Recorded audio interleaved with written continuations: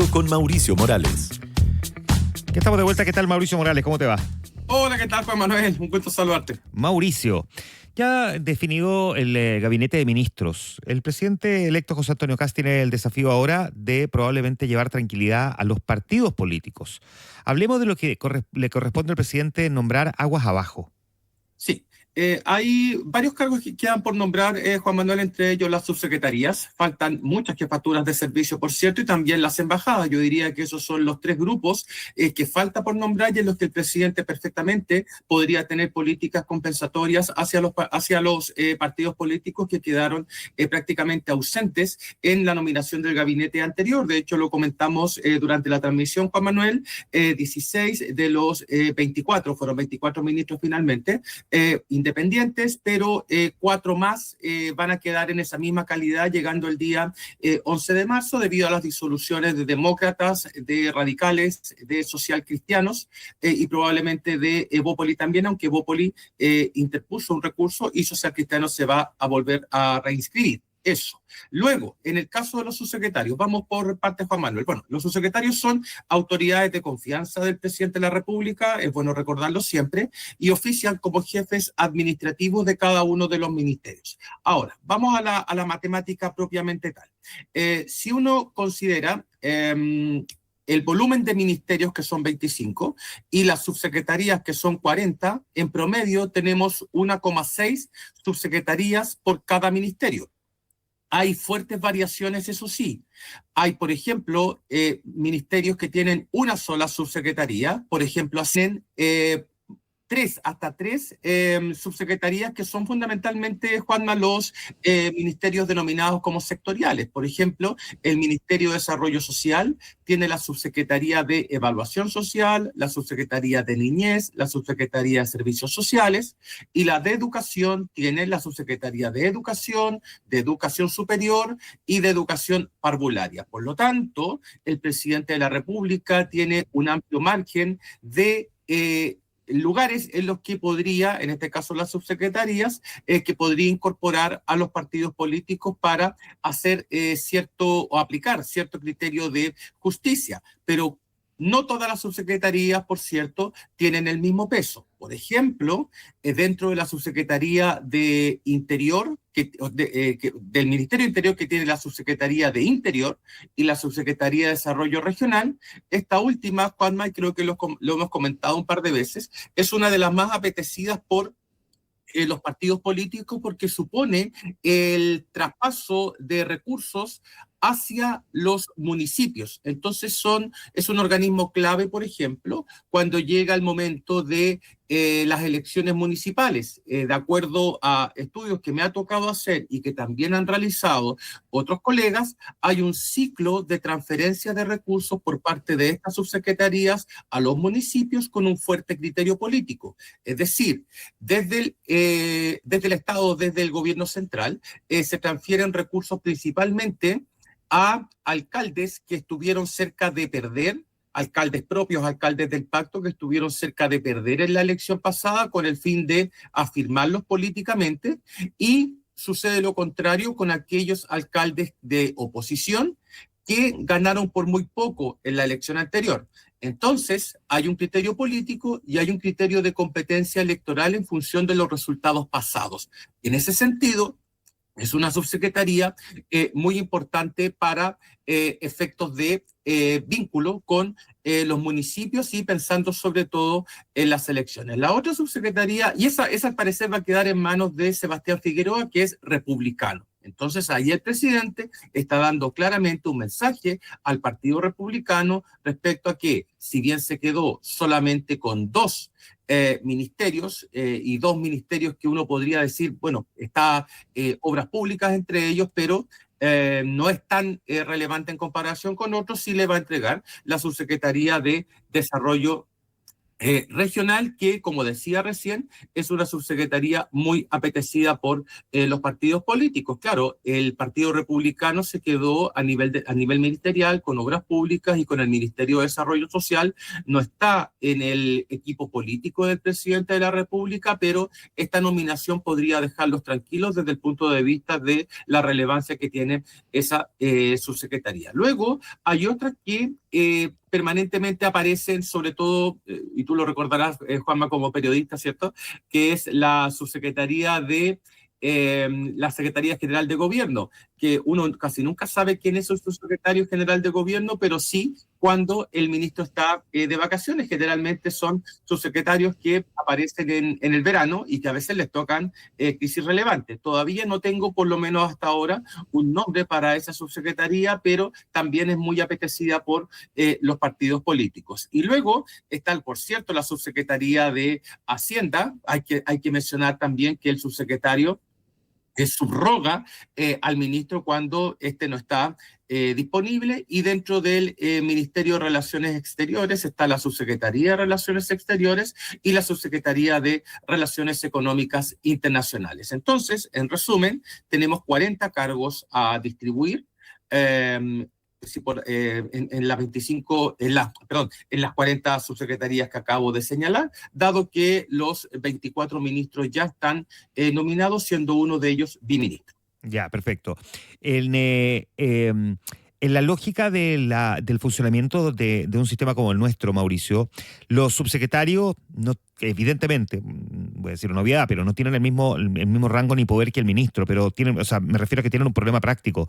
Van a una sesión en el Congreso y basta con que un diputado se oponga para que ingrese, para que derechamente no pueda exponer, por ejemplo. O sea, si se piensa que se puede subsanar desde el punto de vista práctico, nombrando a alguien militante de partido político en la subsecretaría, no necesariamente va a corregir el problema. Exactamente, Juan Manuel, tú lo has dicho, muy bien. Y eso se ha producido, Juanma, en parte, estas peleas más recurrentes quizás entre el legislativo y el ejecutivo en materia de subsecretarios que no les permiten la entrada. Te voy a entregar un dato que, fíjate, creo yo que refleja o puede contribuir a explicar esta relación quizás más tensa entre el Congreso y el Ejecutivo. Desde el año, Juanma, mira, aquí te tengo el dato, a ti que te gustan mucho los datos. Desde el año 93 hasta el año 2013, en promedio, Juanma, entraban al Congreso 44 diputados nuevos, ¿sí? 44 diputados nuevos. Y desde el año 2017 en adelante, hasta la última elección, están entrando en promedio 88. Y esto no tiene, o sea, el doble. Y esto no tiene relación única y exclusivamente con el cambio al sistema electoral, que aumentó la Cámara de 120 a 155, sino que también con el límite a la reelección. Tú en este minuto te estarás preguntando, bueno, ¿y qué tiene que ver eso con la pregunta que te acabo de formular respecto a las tensiones que se pueden producir entre el Congreso y el Ejecutivo, particularmente en materia de subsecretarios, y por qué los subsecretarios, aunque sean militantes, no van a corregir necesariamente este problema de bloqueo que muchas veces realiza el Congreso? Mi respuesta, y particularmente la Cámara, mi respuesta en parte va enfocada en lo que te acabo de señalar. Es muy difícil, Juanma, para un ejecutivo estar negociando con personas que no conocen. O sea, en esta última legislatura vamos a tener 83 diputados nuevos de los 155. Es decir, tenemos en total 83, sí, más de la mitad de diputados que son desconocidos para los miembros del Ejecutivo.